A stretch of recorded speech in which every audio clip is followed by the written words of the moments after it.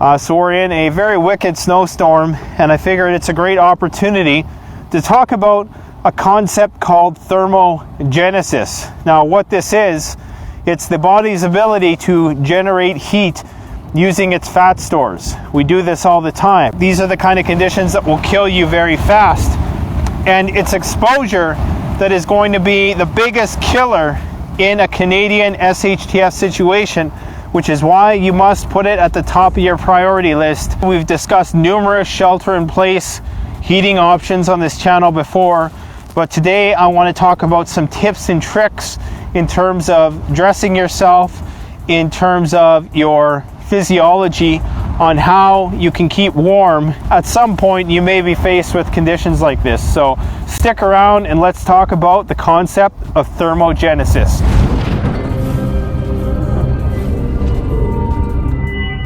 Alright guys, so it's minus 32 right now, minus 40 with a wind chill. I'm keeping the camera warm with this cozy that I have for it. I got some hand warmers in there, so hopefully it lasts for the duration of this filming. Alright, so let's talk a bit about thermogenesis. So there's 4 primary ways that the body loses heat. One is through just the radiation of heat, which is happening right now. If you were to do thermal imaging, you would see the heat radiating from my body. The heat diffuses to a place that is cooler. And of course there's also conduction, which is through touch. So it's the heat lost through my boots right now that are touching the ground. There's also wind or convection, which basically blows the heat off of you as well. And there's also the process of evaporation, in which your body is losing heat as well. Now there's a few ways that you make energy. One of those ways is thermogenesis, or the creation of bodily energy via brown fat cells. There's also, of course, the heat of the sun or any external source of heat that can heat me up. There's shivering, which is fine muscle contractions, which creates a thermogenic effect. And there's also exercise, so movement. Now in any wilderness situation, it's always better to conserve as much energy as possible because calories are going to be in short supply. But there's some conditions when you want to keep moving, and in cold conditions like this is going to be one of them. Now shivering requires an immense amount of energy. I've heard some studies that indicate that 15 minutes of shivering can be the equivalent of almost half an hour to an hour of moderate exercise. So that's a lot. So I liken this to an idling vehicle. You're wasting gas, but you're getting nowhere. So if you find yourself in a wilderness survival situation, or maybe not even wilderness, maybe the grid is down, it's an urban situation, you live in the north, and you're trying to stay warm, the last thing you want to do is waste your energy just shivering with the fine muscle contractions. The best thing you can do is move, do some work, cut some wood, build a shelter, do something to use that energy that you're going to otherwise use anyways. Contrary to popular belief, most of the energy you burn throughout the day, you're burning on a cellular level. It's your basal metabolic rate, as it's called. That you're better off just doing work in some way and using that energy that will be in short supply in any situation where resources are scarce. So you're going to want to use your energy efficiently. Idling the vehicle is not a good idea. You're much better off doing some form of movement that is going to give you some sort of payoff. Now some people exploit this thermogenic effect in dieting. So if you are somebody who is wanting to lose weight, a great way to lose weight is spend a lot of time outdoors in the winter, because it's going to take an immense amount of energy to get you through the day. Last year when I did the minus 32 overnight challenge, my body was so cold that I burned so many calories that night. I was basically eating Mountain House all night. I wasn't getting full.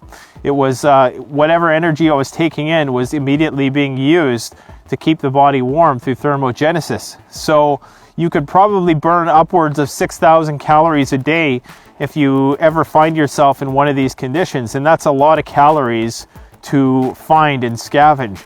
And it's a lot of calories to carry on your person as well.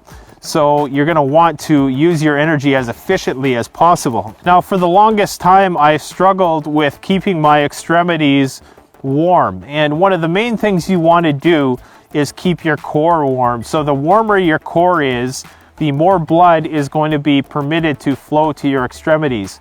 See, your body is always in survival mode, so when you get cold, if your core is cold or if your body senses that you're losing too much heat energy, it's going to restrict blood flow to your extremities. This is called vasoconstriction.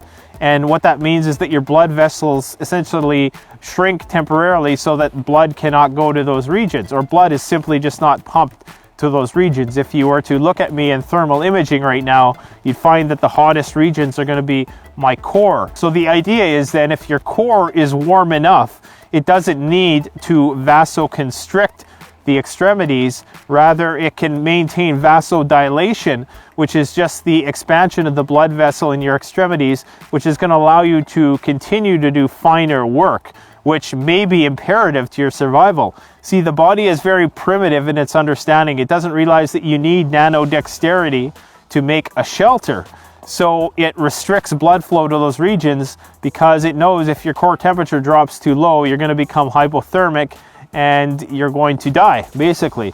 So it has to prioritize in the way that it does. It doesn't want to take a gamble on you building a shelter using your phalanges. The body is going to do whatever it can to preserve the vital organs at the expense of the extremities. So getting a warm jacket and layering up really nice and good, even getting some of those body warmer patches that you can put on yourself, is going to allow you to have warmer hands and warmer feet.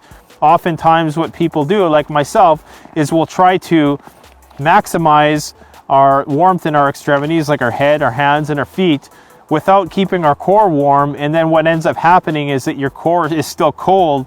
So regardless, you're still vasoconstricting in that region and your hands still remain cold anyways. The secret is to keep that core as nice and toasty as possible. Get yourself one of the best jackets you can afford if you live in these conditions, and you're gonna have the ability to have warm hands and warm feet much longer than you normally would. Now, there's also a genetic and a conditioning component to this as well. Now, this is a relatively newer area of research on brown fat cells and how they relate to the thermogenic effect. Basically, it's the burning of these brown fat cells that creates heat energy within the body.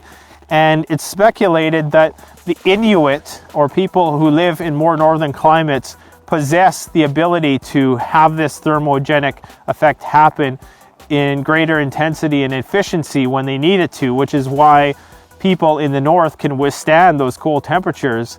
And I can tell you from knowing people firsthand who are Inuit or who are just people of northern climate who've lived their whole lives up in the north, they have an incredible capacity to endure cold conditions that other people simply cannot. And it's not just a psychological thing, it's that they're physiologically adapted to that. Now, I've heard it suggested that if you take cold showers, you can increase the effectiveness of your brown fat cells and increase the amount of your brown fat, so that you're more prepared when you are going to endure these conditions. Because what tends to happen is that spring and summer come around and then you acclimate to that environment. And then of course, when winter comes back, you have to readapt. So you never really fully get used to this climate, but taking cold showers, especially throughout spring and summer, can keep your body adapted to this sort of thing.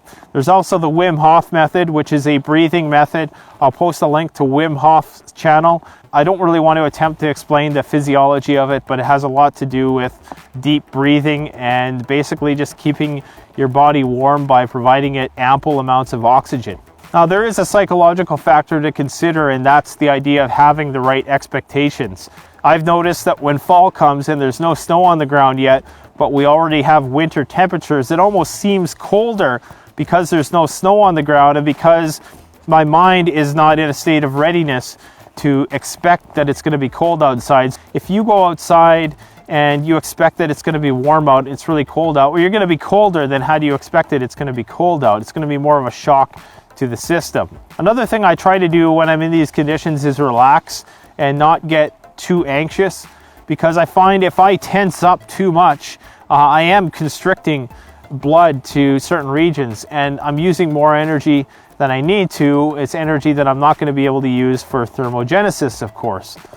Now, if you are planning to endure conditions like this, what I've discovered is that it's best to just go big. There really is no way that you can get the functionality of a hiking boot and the functionality of a good pair of gloves and still have the warmth. You basically need mitts. Nowadays there might be some heated options, but I've tried a couple of those and honestly I wasn't too impressed with respect to the thermal insoles. You can also get hand warmers for the palm, but it's always your fingers that are going to go. So mitts really are everything, especially mitts like this where I have hand warmers in them right now, or you can use the Zippo hand warmer, which really is an excellent hand warming system, which can burn for up to 12 hours on a little bit of fuel. Having a nice big set of mitts is going to be about 2 to 3 times as warm as gloves are ever going to be. It's certainly going to limit your nano dexterity. You're not going to be able to do fine tasks, but of course when I do pull my hand out to do those fine tasks, my hand will be warm.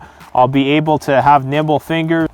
Another thing to keep in mind is don't layer up too much that you're constricting blood flow. So you can have too many layers. You should have small pockets of air between the layers of clothing, especially in your shoes. What I used to do is I would just wear 2 or 3 pairs of socks and I would put my foot in my boot and there would be no ability for my feet to breathe, for my feet, the blood flow to go in there.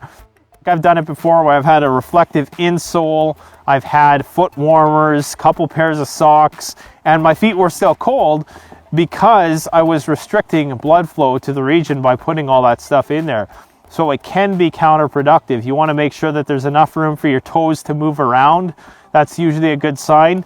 And get yourself some heavy duty winter boots.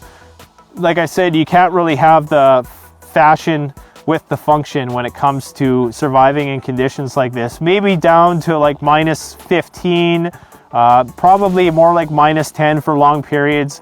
It's doable to have one of those crossover hiker / winter boots, but generally speaking, or anything under -10 for a long term, you're going to want some heavy duty winter boots. Like I say, you're not going to be able to run marathons in the things, but they're going to keep your feet relatively warm. You're also going to want to get yourself a trapper's hat like this. I don't know if you necessarily need the fur lining. Obviously, nature knows best. Nature has been making things to keep us warm or keep mammals warm in these conditions for millions of years. So the fur that nature creates, the natural fibers, are far more robust and capable of retaining heat than any synthetic known to man. Now, there are some synthetic items coming out now that are trying to mimic the effects of goose down and different types of foam polymers that are actually quite effective, like the Fortress Gear clothing line. But for the most part, I suggest wearing a synthetic base layer that's going to wick moisture away from your skin. And for an external layer or for a mid layer, that's when you want to start stacking on the natural fibers like wool, goose down. If you really want to spend a lot of money, you can get yourself a Caribou jacket. I think they start at about $5,000.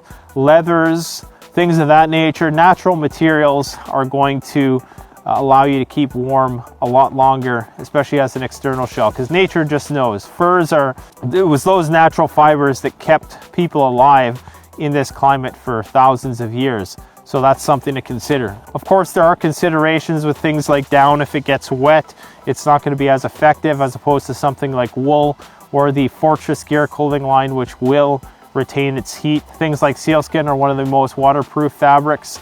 So if you can get your hands on some of that stuff, you can actually order it and make your own clothing out of it if you want to, if you believe in that. So another thing you want to keep in mind is that the more you eat, the fuller you are, the more you have in the furnace, the warmer you're going to be. You need food to keep warm. If there's nothing in the furnace, it's going to be very hard for your body to generate heat. And also eating warm foods as opposed to eating cold foods, that's going to take the energy right out of you. So those are the cold weather survival tips that I have for you today.